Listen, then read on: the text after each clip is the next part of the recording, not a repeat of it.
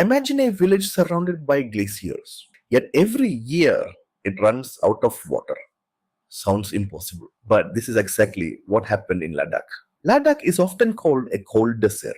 It receives very little rain, so almost every drop of water comes from the glaciers high in the mountains. At first, that sounds like the perfect water supply. But nature had a catch. The farmers needed water in March and April, when it was time to plant their crops. The glaciers, however, didn't begin melting until May, or sometimes even June. One delayed planting season could mean losing an entire year's harvest. So the problem was never that Ladakh had no water. It had plenty. It simply arrived too late. For generations, people accepted this as nature until someone looked at the problem differently. Instead of asking, how do we bring more water to the village? He asked a far stranger question. What if the glacier came to the village instead? It sounded impossible. Ladakh had long used traditional methods to freeze and store water during winter. But in 2013, an engineer named Sonam Wangchuk reimagined the idea, not as a frozen pond, but as a towering cone of ice. And it all begins with something surprisingly simple: gravity. The water source sits much higher than the village. As the water flows downhill through a long pipe, gravity pulls it downward, turning height into pressure, enough pressure to shoot the water out of a small nozzle like a fountain. No pumps, no electricity, just gravity. In fact, the mountain itself becomes the pump. Comes the clever part. Winter in Ladakh often falls below minus 20 degrees Celsius.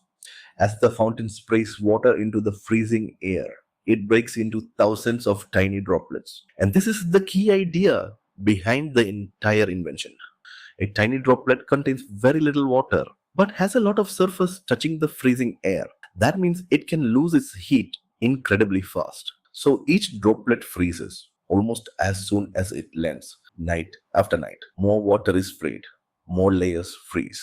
Slowly, a giant cone of ice begins to grow, an artificial glacier known today as the Ice Stupa. But why a cone? Think about an ice cream cone. It holds a lot of ice cream without spreading it everywhere. Now imagine taking that same ice cream and spreading it flat on a plate. It would melt much faster. The same physics works here.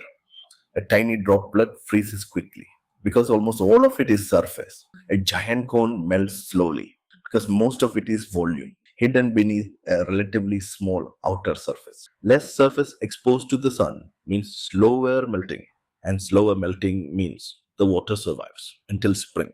When spring finally arrives, the ice stupa begins to melt, not all at once, slowly, steadily, releasing water exactly when the crops need it most. By the time the natural glaciers begin melting, the fields are already alive. The icy stupa uses no electricity, no expensive machines. It is powered by gravity, freezing air, and one simple principle of physics. The very same rule that lets a tiny droplet freeze in seconds allows a giant mountain of ice to survive for months. All that changes is how much surface meets the world. Imagine a village surrounded by glaciers, yet running out of water. The answer was never to move the mountain. It was simply to understand them. Sometimes the greatest inventions don't fight nature, they learn to work with it.